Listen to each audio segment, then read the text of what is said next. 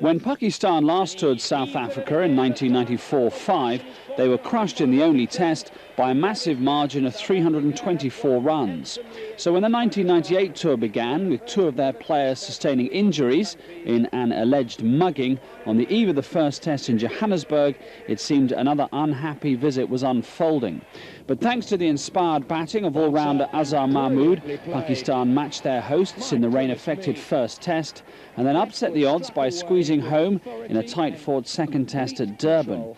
All this despite having replaced Wasim Akram as captain and leaving him out of the squad altogether, and also having lost his successor, Rashid Latif, to injury. Not only that, but Inzamam ul Haq, who'd gone into the series as the world's top-rated batsman, had sprained an ankle and missed the second test. It was perhaps typical of the Pakistanis' capacity to make things difficult for themselves that they then lost the third test at Port Elizabeth convincingly, with Inzamam, Akram and Latif all restored to the side. It was a series of top-order failure and tail-end recovery. Never was the recovery greater than in the first innings of the first test, when South Africa were rescued from 166 for 8 by Pat Simcox and debutant Mark Boucher. The pair shared a world record ninth wicket partnership of 195, and Simcox became only the third batsman to score a test century from the number 10 position and the first since R.A. Duff in 1902. Boucher, replacing the retired Dave Richardson, made 78. You can see more of Simcox's innings and the other innings which stood out in the match, a brilliant 136 from Azhar Mahmood later in the programme. But the first test was ruined by the rain. Only 9 overs were possible on the last 2 days, and the sides moved to Durban all square. South Africa chose not to play a spinner on a hard, fast track, recalling Fanny de Villiers at the expense of the unfortunate Simcox, whilst Pakistan left out Sacklane, who was still not fully recovered from his attack at Joburg. The match began well for South Africa as Alan Donald and Sean Pollock tore through the Pakistani top order. Stand-in captain Amir Sahel was first to go, caught behind playing a loose shot, and then Ijaz Ahmed lobbed a catch to Gully. Donald found the edges of both youngsters in the middle order, Mohammed Wasim well caught at slip, and debutant Youssef Yohana, the only Christian in the side, providing Boucher with another catch.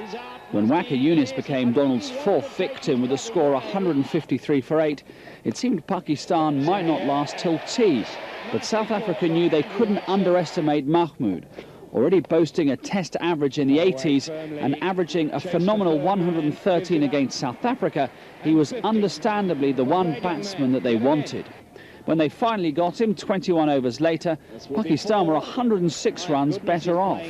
His was a superb innings, and such was his control of the strike that of the 130 balls bowled in that time, only 31 of them were to numbers 10 and 11.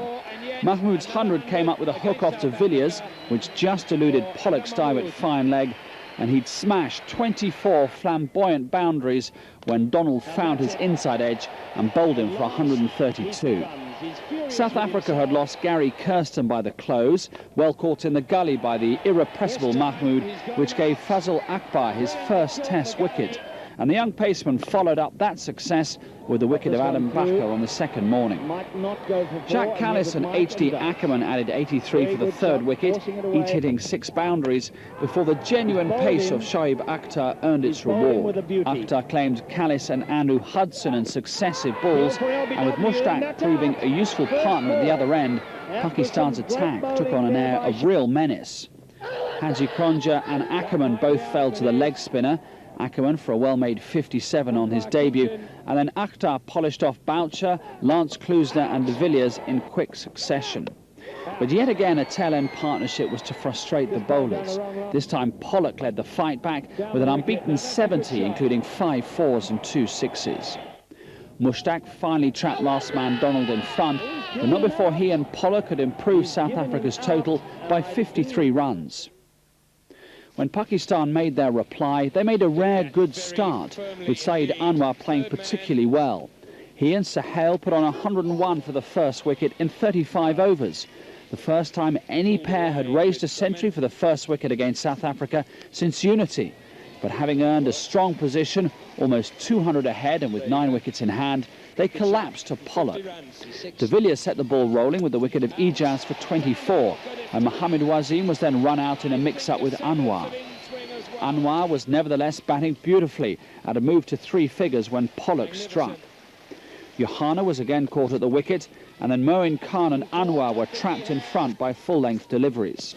Field for LBW, and up goes umpire Kitchen's finger again. The crucial wicket of Mahmood followed, the first innings hero making a rare failure, and both Waka and Akbar lofted catches to mid-on. In the air, Klusner, 5 for Pollock. Pollock ended the innings with 6 for 50 from 22.5 overs, and South Africa were left with 255 to win and almost 3 days to make them. Bakker was an early casualty before lunch as Akbar made the new ball count once more, but it was the introduction of Mushtaq that swung the match Pakistan's way. With fielders crowded round the bat, the leg spinner dismissed Kirsten to a catch at Silly Point and almost followed up with a wicket of Ackerman straight away. Very good first delivery from Mushtaq to the new bat. Callis nicked one down the leg side for 22, and neither Ackerman nor the new man Hudson seemed confident playing Mushtaq from round the wicket. Ackerman finally missed another googly as Mushtaq came back over the wicket, and then Hudson drove to mid-off as the stranglehold became too much. Hudson drives and out, caught mid-off. Good catch. Pollock's approach was one of immediate aggression, and he took South Africa past 100, although a bouncer from Waka ruffled him momentarily.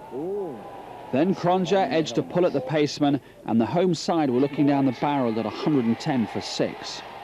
Worse was to follow, as Pollock made a complete mess of Mushtaq's leg spin and was stumped for 30.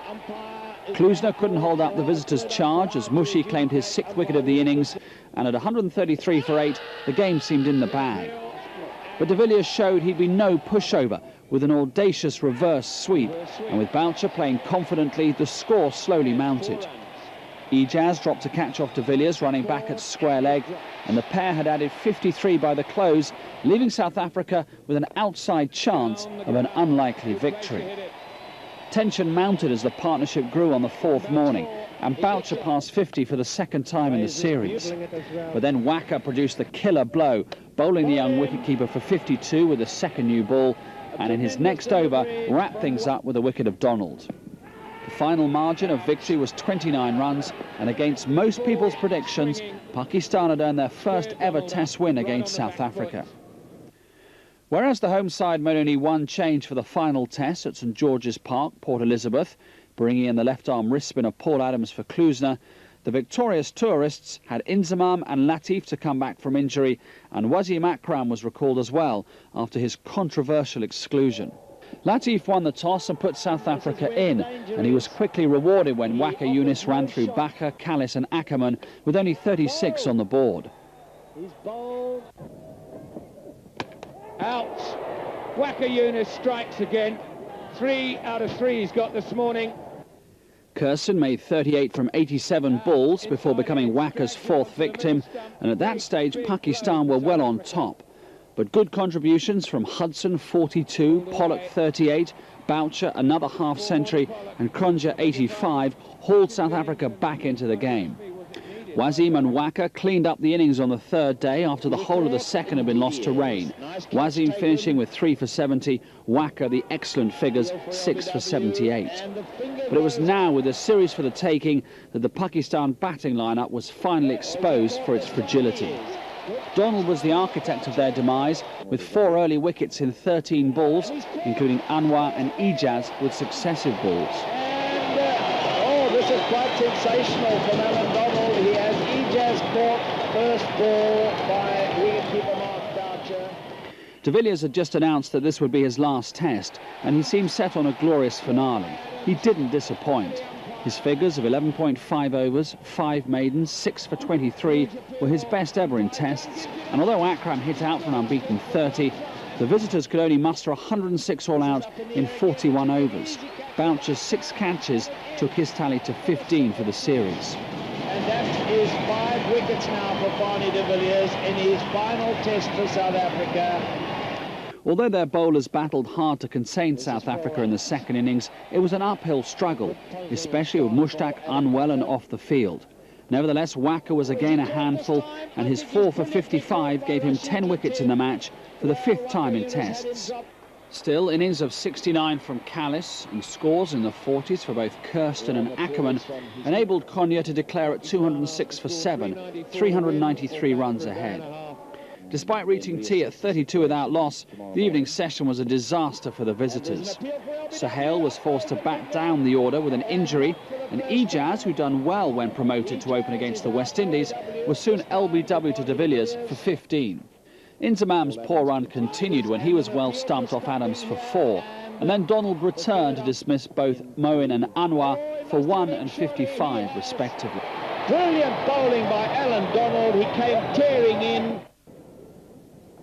Caught, and nicely taken by Jacques Collis at first slip, and Donald has got another one, and now Pakistan are really on the rack. Pollock found Akram's edge to make it 81 for 5, and Adams proved his worth by dismissing Sohail and then Latif, the latter for a pair in his first test as captain, an ignominy shared by Mark Taylor against Pakistan in 1994. Mahmood held things together to the close, but at 120 for 7, it was a task even beyond his powers of recovery. Donald made an immediate breakthrough on the 5th morning as Wacker edged behind, and then in his next over, he had Mahmood caught by Kirsten to end any survival hopes Pakistan might have been entertaining.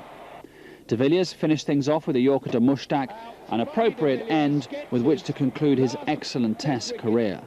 So victory by 259 runs to South Africa and a drawn series. But both sides ended it with concerns over their batting. None of the South African top order made consistent contributions, and on no occasion did they pass 200 without losing at least 6 wickets. For Pakistan, Azhar Mahmood was their shining light, and his 327 runs at 63.4 earned him the Man of the Series award. Saeed Anwar had a respectable return of 236 runs at 47.2, but no other batsman scored 100 runs in the series, and surprisingly the usual reliable Inzamam made only 10 runs in 3 innings.